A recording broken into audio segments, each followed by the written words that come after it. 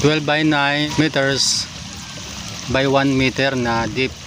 Feeding time ulit tayo mga kaideyas. So yan o, sobrang amo nila, pero hindi na gaya ng dati. Kasi simula nung nagsampling tayo, nung naghuli tayo, parang di na ganun kaamo. Kasi dati kahit yumuko tayo talagang kumpul-kumpulan pa sila, pero medyo mailap na rin ng konti. Yan, so yun o, lumalayo na sila.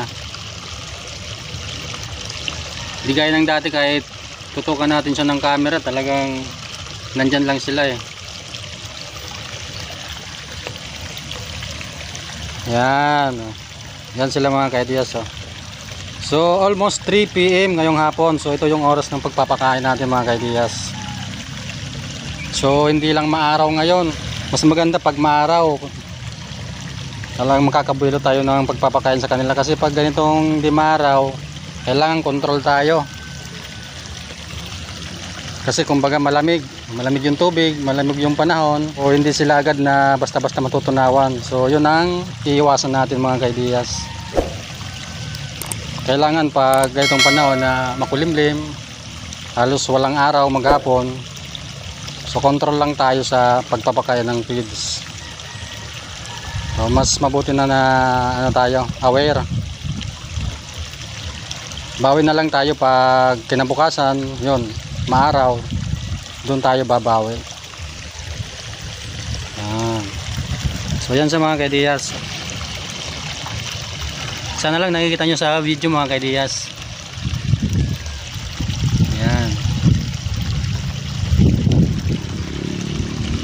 Medyo may mga napag-iwan na konti na maliliit pa. So sabi nga normal lang yan Talagang hindi naman pare-parehas na sabay-sabay talaga yung paglaki nila.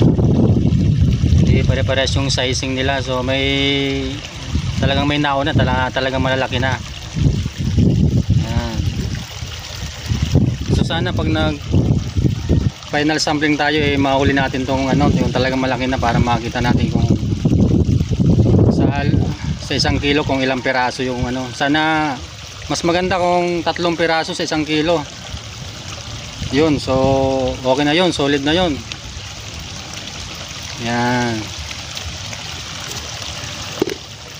Flex ko lang itong fish pan na para makita nyo rin yung fish pan natin. So yan yung supply natin. Yan.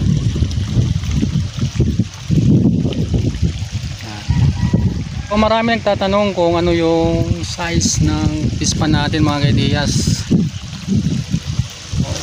Bali yung lawak nito mga kaideyas 12 meters by 9, saka yung lalim na 1.2. Bali yung 1.2, ito na yung pinakaibabaw ng level ng semento niya. So yung talagang lalim ng tubig nito nasa 1 meter lang. So yun yung nito mga kaideyas, 12 by 9 meters by 1 meter na deep. Yun. Feeding time na tayo mga kaideyas.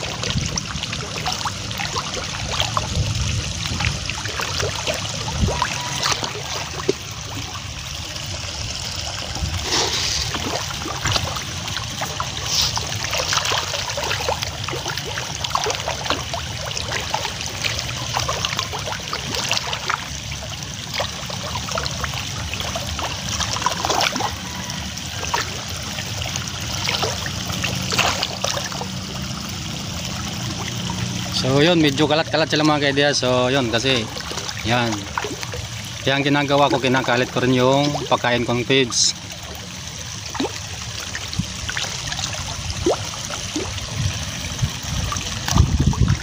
Yan. Mas mainam kung nasa isang pisto lang tayo pag nagpapakain tayo ng feeds mga kaideyas. So alam rin nila na doon lang talaga tayo nagpipisto pag nagpapakain tayo. So alam nila yung hagis ng feeds natin, so nakaabang lang sila. Yan. So yun, so medyo naging mailap sila simula nung nagsampling tayo. Hindi na gaya ng dati na talagang nandito sila mismo sa harap natin. Yan.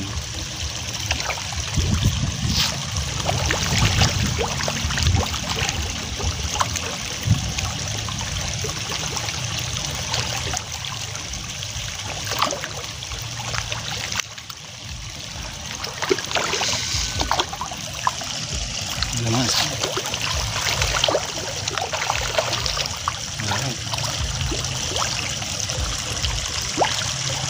Yun, no? Kahit saan mo talaga itapon, lulusobin nila yung pagkain eh. Yan.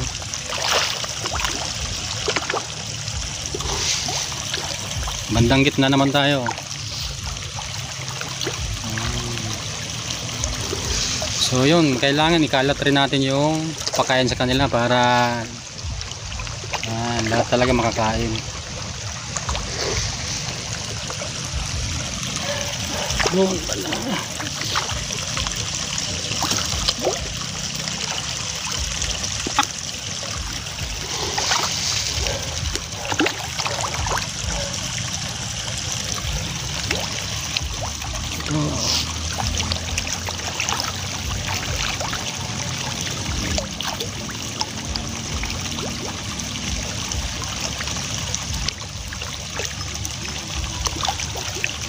Pag medyo alam yung ano na, parang pabusog na sila, kailangan pa konti-konti na lang yung tapon natin mga kaidiyas. Kailangan bawat tapon natin paubusin muna natin yun, so para walang masayang na feeds.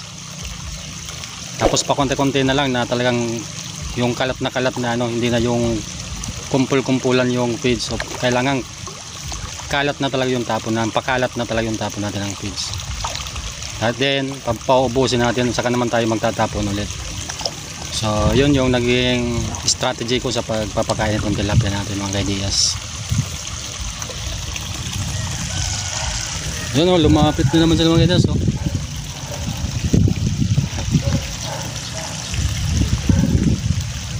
So ibig sabihin kulang pa yung pagkain natin. Nandiyan na naman sila mga kaidiyas. Sa pangtapon.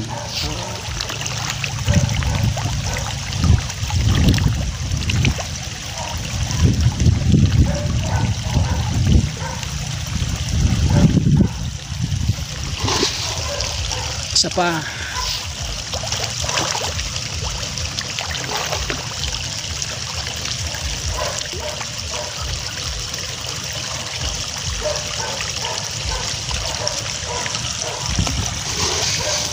Dito naman.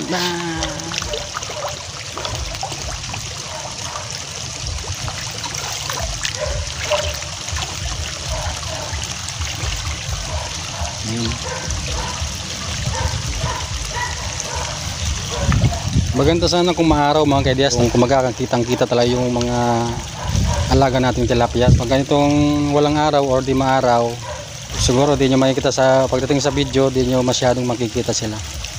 So yun lang, yun, sana huwag nyo kalimutan na i-like ang video ito at i-follow nyo natin yung ating page na DTips and Ideas at maging yung YouTube channel natin. So yun, marami tayong mga update doon na i-upload. So yun, maraming salamat sa panonood mga kaidiyas.